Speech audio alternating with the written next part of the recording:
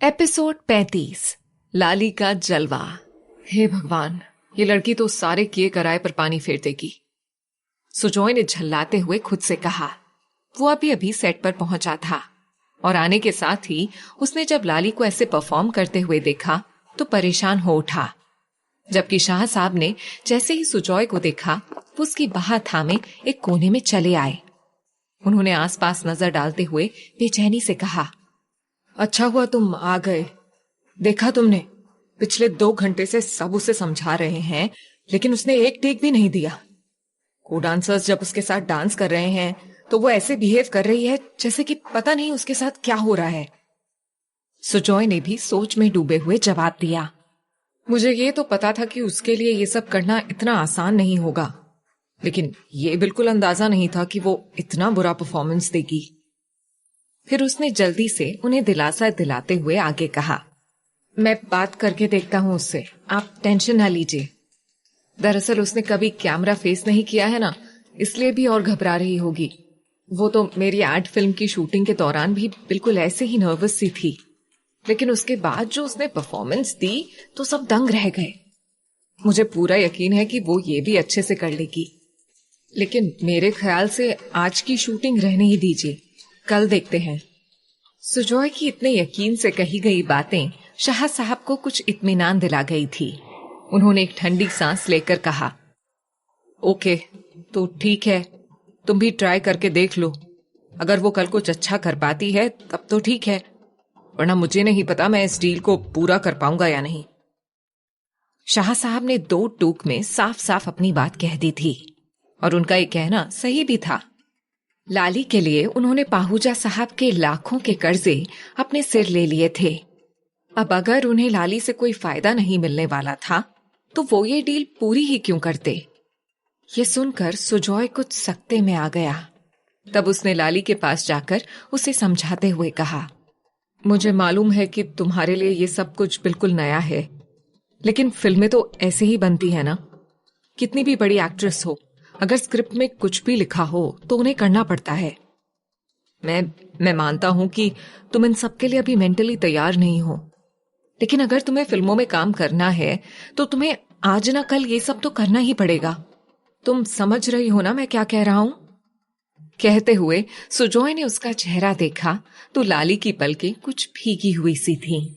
सुजॉय ने एक लंबी सांस लेते हुए कहा, ठीक है, तुम परेशान मत हो, मैंने शाह साहब से बात कर ली है। हम अब ये शूटिंग कल कंटिन्यू करेंगे। आज तुम अब घर जाओ और अपने अंदर की ये झिझक खत्म करने की कोशिश करो। लाली ने जब उसे ऐसे नरमी से बात करते हुए देखा तो कुछ चौंक सी गई। शायद आज पहली बार ऐसा था जब वो लाली से ऐसे सीधे मुंह बात कर रहा था। फिर सुजॉय ने जाते जाते कहा, और अगर तुम खुद को तैयार करने में बिल्कुल ही हार जाओ तो एक बार कुछ बातें जरूर सोच लेना। पहला तो ये कि तुम अगर ये नहीं करोगी तो क्या करोगी। जैसा कि तुमने कहा है कि तुम अपने सारे लोगों को बाढ़ में खो चुकी हो, तो फिर यहां से कहां जाओगी। और दूसरी बात कि तुम्हें शहर में रहने के लिए कुछ ना कुछ तो करना ही होगा। तुम्हारे पास ना तो कोई ऐसा हुनर है और ना ही कोई डिग्री जिसके बूते पर तुम कोई नौकरी ही कर लो। उसके एक्सप्रेशंस देखकर सुजॉय ने अपनी बात जारी रखी, और फिर ये तो तुम्हारे लिए सुनहरा मौका है लाली। लोग सालों साल तक एक छोटा सा रोल पाने के लिए परेशान रहते हैं, और एक तुम हो जिसे ऐसे बैठे बिठाए सब कुछ सामने में मिल रहा है। मुझे नहीं लगता कि तुम्हें इतना बड़ा मौका गंवाना चाहिए। तुम अच्छे से सोच लो, क्योंकि फैसला तुम्हें ही लेना है। उसकी पूरी बात सुनकर लाली ने कांपते होठों से कहा, मैं कोशिश करूंगी सुजॉय साहब, लेकिन ये सब मुझे बेहद अजीब लग रहा है। इन अधनंगे डांसर्स को मुझे इस तरह छूना और बाकी के स्टेप्स। जानता हूं शुरू शुरू में ये सब सभी को अटपटा सा लगता है, लेकिन पता है जब तुम खुद को इसके लिए मेंटली तैयार कर लोगी ना तो फिर ये सब नॉर्मल लगने लगेगा। उससे और कई सारी बातें समझाकर सुजॉय ने सैम और मारिया के साथ उसे घर जाने के लिए कह दिया। वो लोग सैम के साथ अपनी कार की तरफ बढ़ ही रहे थे कि तभी मारिया ने कहा, ओह, मैं अपना पर्स शायद मेकअप रूम में ही छोड़ आई, मैं लेकर आती हूँ। कहकर वो वापस मुड़ने लगी। तभी सैम ने कुछ याद करते हुए कहा, अरे मारिया रुकना जरा, लगे हाथ मैं भी मैम की प्रैक्टिस के लिए सॉन्ग की कैसेट ले लेता हूं। कहकर वो भी रवि से कैसेट लेने के लिए जाने को हुआ। उसने लाली को गाड़ी की चाबी बढ़ाते हुए कार में ही बैठने को कह दिया था। लाली अकेली ही पार्किंग की तरफ बढ़ने लगी थी, जबकि दूर खड़ी दिव्या उन लोगों को ऐसे वापस जाता हुआ देखकर खूब खुश हो रही थी। देखना मेघा, बहुत जल्दी एक गंवार इसी तरह जलील होकर इस इंडस्ट्री से भी निकल भागेगी। उसने बेहद घमंड भरे लहजे में साथ खड़ी मेघा से कहा। मेघा भी उसकी हाँ में हाँ मिलाते हुए बोली, भगवान करे ऐसा ही हो मैम, चली थी आपको रिप्लेस करने। इधर नरेन अपने कमरे में अपना सामान पैक कर रहा था। तभी उसके साथ पढ़ने वाली लड़की सुहासिनी ने कमरे में आते हुए कहा, अरे तुम कहाँ चल दिए? ये पैकिंग वैकिंग किस लिए हो रही है? नरेन ने उसे देखकर मुस्कुराते हुए कहा, अच्छा हुआ तुम आ गई, वरना मुझे तुम्हें बताने के लिए तुम्हारे हॉस्टल आना पड़ता। असल में काफी दिन हो गए, बंबई होकर आता हूं मैं। लास्ट टाइम गया भी था तो तुम्हारे साथ बस होटल ओबरॉय की बिल्डिंग देखकर ही वापस लौटना पड़ा था। बंबई का जिक्र आते ही सुहासिनी के चेहरे पर एक रंग सा आकर गुजर गया, लेकिन उसने जल्द ही खुद को संभालते हुए कहा, यू नो ना, मुझे यहाँ पुणे के अलावा और कोई सिटी अच्छी ही नहीं लगती, और वैसे भी हम वहां बस एक सेमिनार अटेंड करने गए थे। नरेन ने जल्दी जल्दी अपना कुछ और सामान बैग में डालते हुए कहा, हाँ वही तो, बस इसीलिए जा रहा हूं। बहुत दिनों से घर की कोई चिट्ठी वगैरह भी नहीं मिली, बस 1-2 दिनों में लौट आऊंगा। और फिर सोचता हूं कि 1-2 कोऑर्डिनेटर्स से भी मुलाकात हो जाए तो अच्छा रहेगा। आखिर कुछ ही दिनों में अब हमारा कोर्स भी तो खत्म होने वाला है। सुहासिनी उसके जाने के नाम से कुछ उदास सी हो गई थी। उसने सामने वाली खिड़की पर पड़ा पर्दा बराबर किया और एकदम से नरेन से लिपट गई। तुम्हें पता है ना, तुम मेरे आसपास नहीं होते तो मुझे कुछ भी अच्छा नहीं लगता। नरेन ने भी उसे बिल्कुल खुद से भींच सा लिया और उसके कानों में सरगोशी भरे अंदाज में बोला, मुझे भी, इसलिए तुम भी मेरे साथ चलो ना।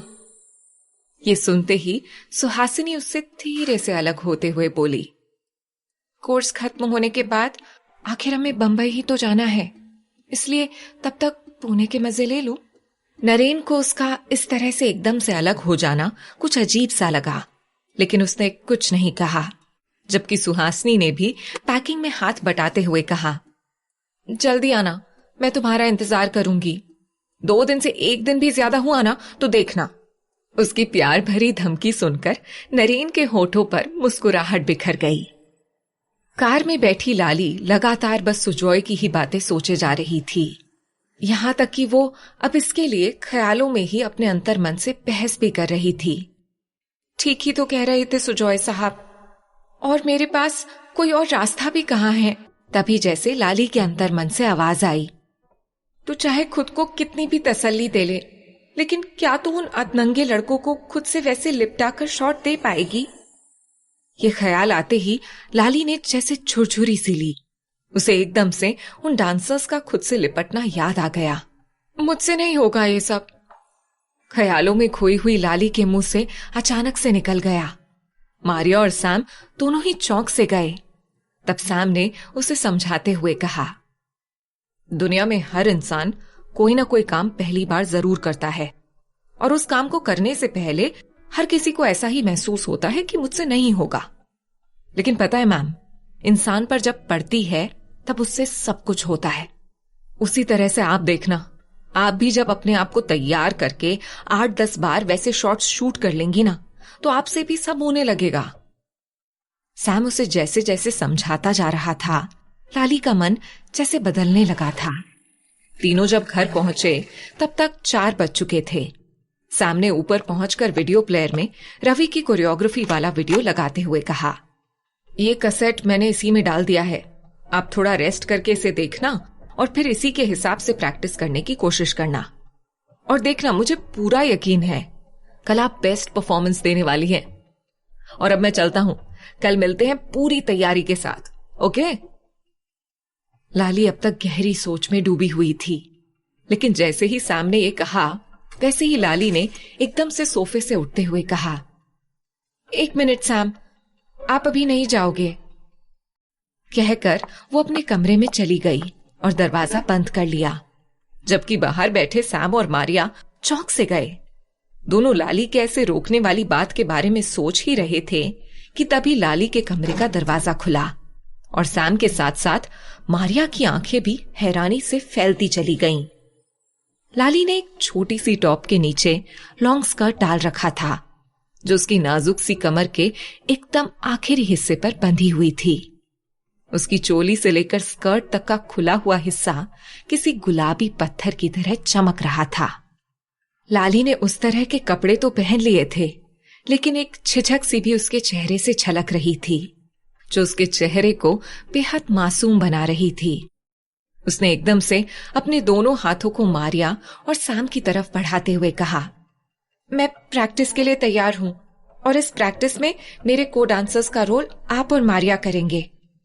सैम उसका कॉन्फिडेंस देखकर तारीफी लहजे में बोला, ये हुई ना बात। कहते हुए उसने वीडियो प्लेयर ऑन कर दिया। उस वीडियो में रवि सारे स्टेप समझाते और खुद भी करते हुए दिखा रहा था। लाली का यह अंदाज देखकर मारिया भी मुस्कुराते हुए उसके बगल में आ खड़ी हुई और जैसे ही सैम ने रेडी कहा, लाली म्यूजिक पर थिरकने लगी। सैम और मारिया उसके आजू बाजू ठीक वैसे ही डांस कर रहे थे जैसे सेट पर उन लड़कों ने किया था। हालांकि उन लड़कों की बजाय अब सैम और मारिया की सांसें उसे अपनी दूर तक खुली हुई कमर पर महसूस हुए जा रही थी। लेकिन लाली ने जैसे ठान लिया था, उसे अपनी उस झिझक से निकलना ही होगा। और यही वजह थी कि अब वो धीरे धीरे कमर पर लगती उन सांसों में खुद को कंफर्टेबल महसूस करने लगी थी। उस शाम से लेकर रात तक लाली ने इतनी देर तक प्रैक्टिस की कि आखिर में सैम और मारिया दोनों ने हाथ खड़े कर दिए। लेकिन लाली के अंदर एक अजीब सी बेसुकूनी थी, जैसे कि वो चाहती हो कि कहीं कोई कमी न रह जाए। आखिर में सैम ने उसे जबरदस्ती रोकते हुए कहा, अब बस कीजिए मैम, इतनी प्रैक्टिस काफी है। अब इतनी ताकत और इतनी हिम्मत बचाकर रखिए कि कल सेट पर अच्छे से परफॉर्म कर पाए आप। थककर चूर हो गई लाली ने हल्की सी मुस्कुराहट के साथ अपने कदम रोके और सोफे पर आ गिरी। कुछ ही देर में मारिया ने सबके लिए खाना लगाया और फिर सैम के जाने के बाद दोनों जल्द ही सोने चली गईं। हाँ, ये रात उधर सुजॉय और शाह साहब पर बेहद भारी गुजर रही थी। कल का आने वाला सूरज ही ये बताने वाला था कि मुश्किलें हल हो जाएंगी या और बढ़ जाएंगी।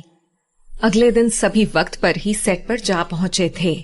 पूरा सेटअप तैयार होने के बाद फाइनली अब लाली को अपना परफॉर्मेंस देना था, जबकि सेट से थोड़ी ही दूर पर दिव्या भी मौजूद थी। वो एक मैगजीन से आए रिपोर्टर सुधांशु को अपना इंटरव्यू देने में बिजी थी। तभी लाली की शूटिंग शुरू हुई और जैसे ही उसने डांस करना शुरू किया, पूरे सेट पर हूटिंग होने लगी।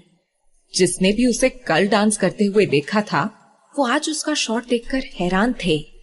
यहाँ तक कि जैसे ही पहला शॉट कंप्लीट हुआ, मारे खुशी के शाह साहब भी चीयरफुल अंदाज में चीख पड़े थे। कुछ ही दूर पर बैठे सुधांशु को भी उनकी आवाज सुनाई दी तो वो कुछ चौंक सा गया। उसने उचक कर देखा तो सामने लाली पूरे जोश के साथ म्यूजिक पर थिरक रही थी। ये कौन है? उसने खोए हुए अंदाज में पूछा तो दिव्या ने झुंझुलाहट भरे लहजे में कहा, नई बी ग्रेड आइटम गर्ल है। उसने जानबूझकर लाली के बारे में ऐसे नेगेटिवली कहा, लेकिन उस वक्त लाली इतनी खूबसूरत लग रही थी कि सुधांशु उसे देखने में खो सा गया। जबकि ये देखकर दिव्या का पारा हाई होने लगा था। उसने एकदम से सुधांशु के सामने अपनी हथेली लहराते हुए कहा, आप शायद इंटरव्यू ले रहे थे मेरा? लेकिन उसने दिव्या की बात को इग्नोर करते हुए कहा, एक मिनट मैम, मैं अभी आता हूं। कहकर वो अपना कैमरा और पेपर पेन लिए लाली की शूटिंग की तरफ बढ़ गया। ये देखकर तो जैसे दिव्या के तन बदन में आग सी लग गई, जबकि उधर लाली जैसे आसपास की फिक्र छोड़कर उस गाने में एकदम डूबी हुई डांस किए जा रही थी।